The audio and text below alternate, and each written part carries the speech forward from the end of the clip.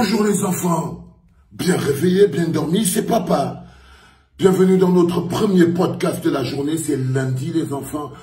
Bienvenue dans le 8h, bienvenue dans le 8h de la clinique.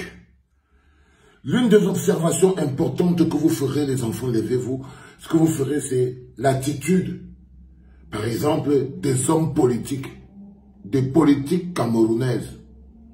Depuis l'assassinat odieux de Martinez Zogo, nous démontre l'échec même de la politique camerounaise. Je vous parle là de l'opposition.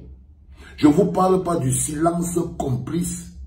Je ne vous parle pas du silence complice des politiques du RDPC. Nous avons déjà décidé d'ici depuis que si on était dans un pays normal, tous les membres, tout le gouvernement camerounais devrait démissionner. Donc je ne vous parle pas de cela. Je vous parle de ceux qui se présentent comme étant le futur. Je vous parle de ces politiciens qui aspirent à diriger le Cameroun de demain. Et qui aujourd'hui, face à un crime aussi odieux, nous démontrent qu'ils sont dans l'incapacité de protéger le peuple. Parce que c'est face à cette situation comme celle qui arrive à Martinez Zogo, comme politicien de l'opposition, c'est ce genre d'occasion qu'il peut saisir pour démontrer qu'il peut protéger le peuple. Pour démontrer qu'il peut protéger le peuple. En menant sur pied des actions de contestation claires. Où sont les politiciens de l'opposition? Quand le peuple aujourd'hui est en train de se mobiliser, nous avons déjà franchi la barre de 2000 pétitions. De 2000, nous ne sommes plus seulement les populations, nous sommes devenus des pétitionnaires. On commence à être le peuple, on est à plus de 20 000 signatures.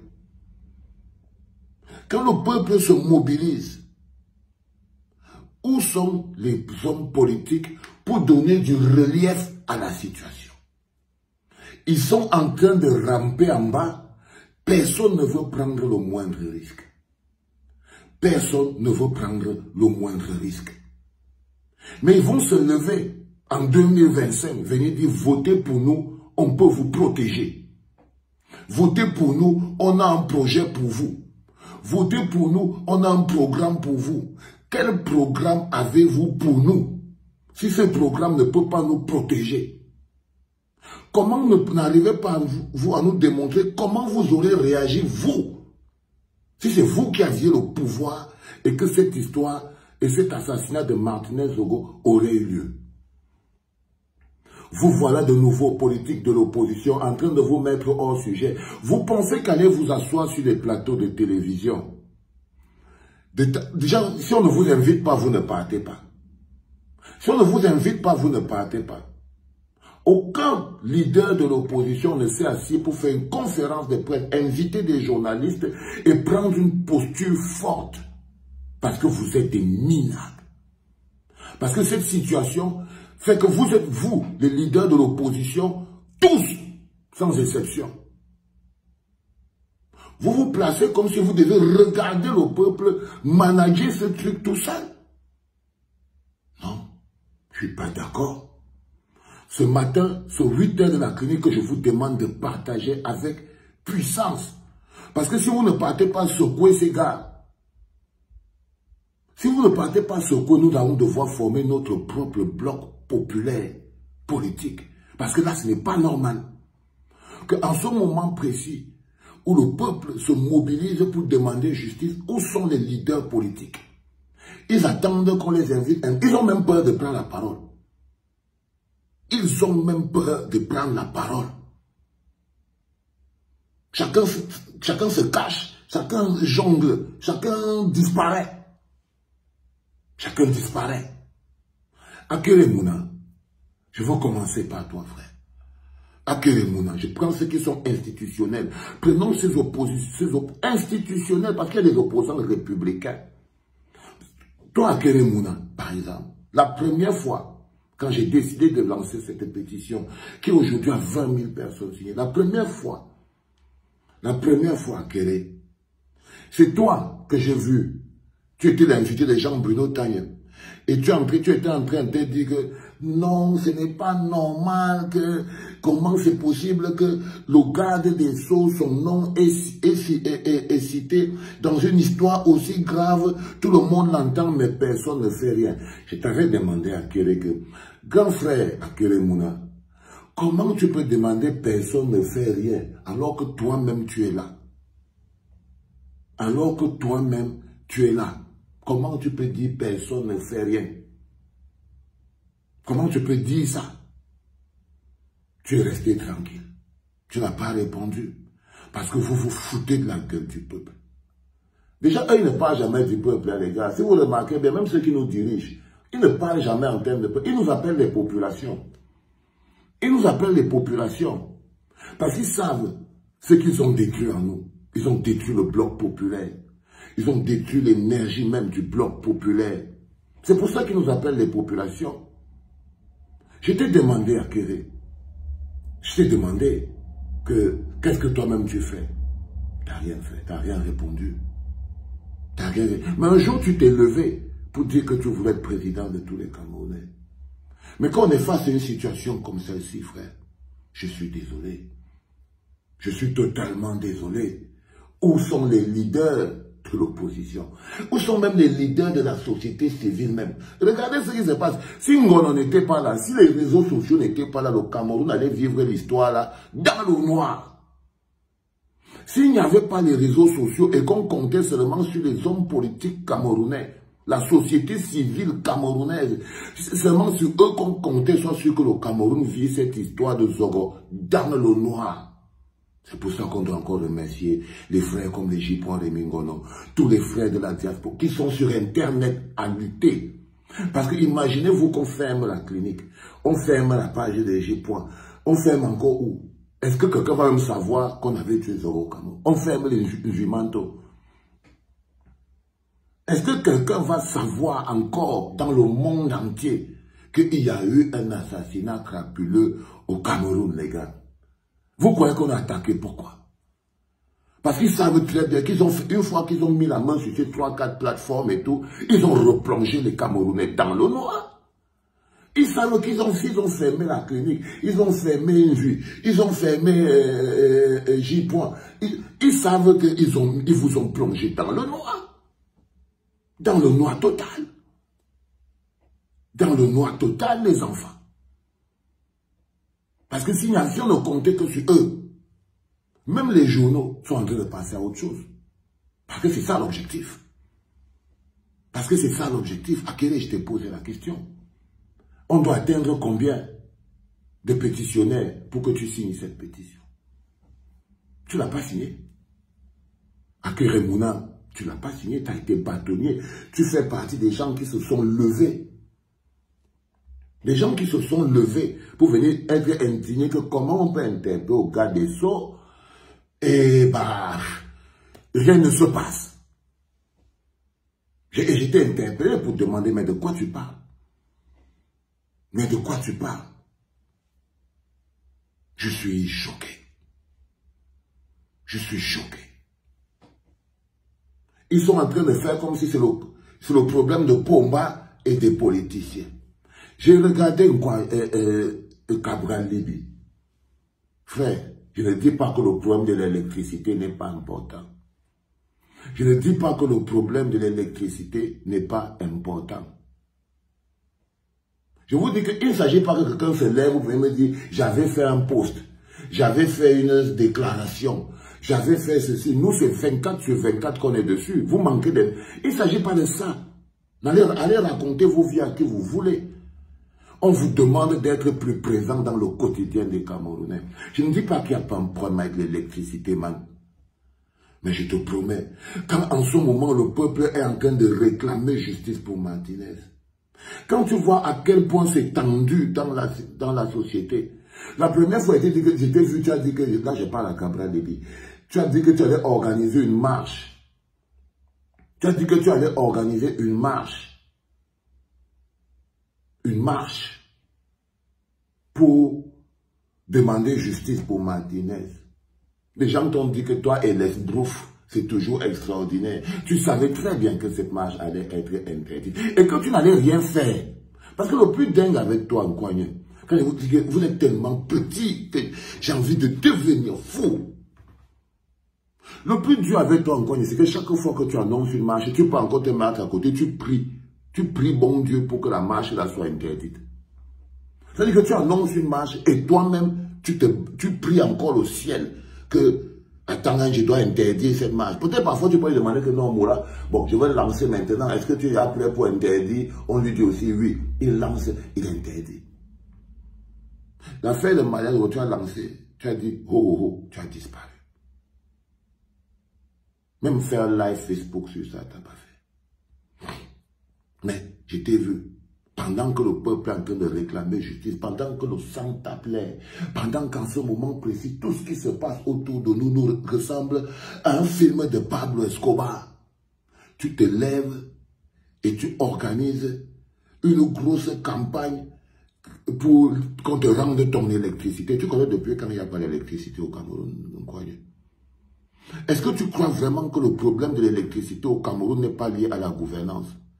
Est-ce que tu crois que le problème de manque d'électricité au Cameroun n'est pas lié au pillage de toute la ligne 74-95, les choses que Martinez parlait? Mais non. Tu te lèves et tu viens manipuler encore les populations. Tu veux nous créer encore faux divers. Tu dis que tu vas organiser une marche pour demander l'électricité. Je ne dis pas que l'électricité n'est pas importante. Et puis, je n'ai pas besoin de répéter à chaque fois que je ne dis pas que l'électricité n'est pas importante. C'est parce que je vous prends pour des dodos. C'est pour ça que je répète ça. Je vous prends pour des gogoles qui ne réfléchissez pas, donc vous pouvez commencer à dire, vous voyez, on est obligé de vous prendre pour des miettes. Pour des miettes. Je ne dis pas que l'électricité n'est pas importante, mais quand on est face à cette situation, et que le garde des Sceaux a été interpellé de manière directe, tu vois, et que tout le peuple est concentré pour souffrir, pour pleurer, pour réclamer la justice pour Martinez. Je vous ai dit qu'ils ne parlent jamais du peuple. Pour eux, vous êtes des populations. Vous êtes des populations. Chacun se bagarre pour que son activité personnelle vienne dépasser l'activité de Martinez, les réclamations de Martinez de Zogo sur la place publique et sur Internet. Chacun lutte pour que ce qu'il est en train de faire, ses activités personnelles, que ces activités personnelles viennent encombrer, sinon faire la diversion dans ce moment intense où le peuple, pour la première fois de leur vie, de sa vie, fait l'unanimité et demande à l'unanimité la justice pour Martinez Zogo. Et demande à l'unanimité la justice pour Martinez Zogo. L'opposition camerounaise n'est pas à la hauteur des attentes du peuple camerounais. C'est-à-dire, quand je vous vois, vous n'êtes pas à la hauteur. Vous n'arrivez pas à être dans le show. Vous n'arrivez pas à travailler. Vous n'arrivez pas à être dans le rythme. Pourquoi tu as signé la pétition? Non. 20 000 Camerounais sont devenus des pétitionnaires. Même dans le journal, on ne parle pas. Aman Mana, tu ne l'as pas vu? C'est l'expression du peuple. C'est 20 000 et on va atteindre 2 millions. Est-ce que vous trouvez normal, si vous étiez dans un pays normal, est-ce que vous pensez vraiment que ça aurait pu arriver que 20 000 Camerounais signent une pétition demandant la démission garde des Sceaux, 20 000, hein? Et il n'y a aucun journal qui est en train de relayer ça. Quand vous allez voir ça dans toutes les presses, dans le monde entier, TV5, machin, truc, tout ça, quand vous allez voir ça là-bas, c'est là où vous allez venir prendre pour partager. À quel moment êtes-vous à la hauteur de vos vies? À quel moment êtes-vous à la hauteur de vos vies? Aujourd'hui, nous sommes face à un système judiciaire que quand vos propres frères et sœurs sont en train de croupir aujourd'hui en prison, en vous disant la justice est manipulée, quand ça va tomber sur un d'entre vous, vous verrez. Ils sont en prison. Hein? Bibo est en prison. Fogué est en prison, Awassou Mispa est en prison. Ils sont tous en prison là-bas. Ils sont tous en prison là-bas. Aujourd'hui, vous vous étiez cru à l'abri. Vous vous rendez compte que chacun peut y aller. Peuple camerounais, les gars, je vous dis, de plus en plus, je pense qu'on va devoir prendre nous-mêmes en charge notre propre destin. Parce que je pense personnellement qu'ils n'aiment pas suffisamment le peuple pour être inspirés, pour ressentir la douleur du peuple. Pour ressentir la douleur du peuple, pas des populations. Parce qu'eux, ils vous appellent les populations. Mais nous, pour moi, vous êtes le peuple. Et il est important aujourd'hui que nous dressons un véritable bloc populaire. Parce que quand je vois que même les hommes politiques, je suis encore sur ceux de l'opposition, ils ne sont pas à la hauteur. Ils ne sont pas à la hauteur. Quand on est face à une situation comme celle-ci, c'était tellement de biscuits pour eux. C'était tellement une occasion d'interroger l'état de droit. C'était tellement l'occasion d'organiser une marche. C'est tellement l'occasion d'organiser une manifestation. C'est là où c'est là qu'on vous attend. C'est là qu'on vous attend. Mais vous êtes où?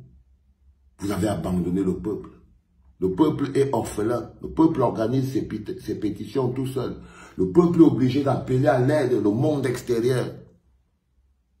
C'est pas normal. Les enfants, je voulais vous féliciter aussi. Hein. Parce que ce qu'on fait, malgré tout, eux, on attire doucement leur attention, mais le bloc populaire est solide. Mais je voulais vous rassurer que le bloc populaire est solide. Le bloc populaire est solide. Nous allons prendre cette journée pour faire 10 000 signatures. Ok, les enfants, on n'a pas besoin d'eux.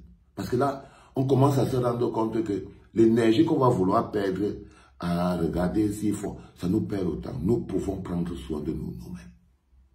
Nous pouvons prendre soin de nous-mêmes. Nous pouvons nous défendre nous-mêmes. Nous pouvons se protéger les uns les autres nous-mêmes. Et nous allons le faire et le démontrer dans le cadre avec Martinez. N'oubliez pas, il faut partager et signer tous les jours. Ce qu'on atteint là, c'est 20 000, c'est bien le chaos, mais on s'est donné 2 millions les enfants. Nous sommes le bloc populaire. Nous sommes le bloc populaire. Nous sommes le bloc populaire. Et notre voix compte. Et notre voix compte. Le plus intéressant, je vais vous dire aussi, on va revenir dessus en journée, c'est à la suite de la pétition, nous allons maintenant passer à l'organisation des veillées. Aujourd'hui, lundi, je prie le ciel d'avoir la force, vous savez, je suis déjà un peu vieux, mais le projet est d'organiser la première veillée. La première veillée en hommage à Martinez. Ce sera ici à la clinique. La première veillée. Inch'Allah, on sera peut-être vers 21h. Ou 22h, j'en sais encore rien, mais on va organiser la première veillée ici à la clinique. On va expliquer c'est quoi une veillée. Parce qu'on doit veiller. Nous ne sommes pas seulement des populations, nous sommes le peuple. Et nous ne sommes pas seulement le peuple, nous sommes le bloc populaire. Et nous ne sommes pas seulement le bloc populaire, nous sommes des gardiens. Il y en a marre d'attendre. Il y en a marre d'attendre que les autres le fassent à notre place. C'était très important, les enfants. Ce premier podcast de la journée, il était très important pour moi. À vous expliquer que nous sommes face à nous-mêmes, mais nous sommes forts. Nous sommes face à nous-mêmes, mais nous sommes forts. Nous sommes le bloc populaire. C'était papa.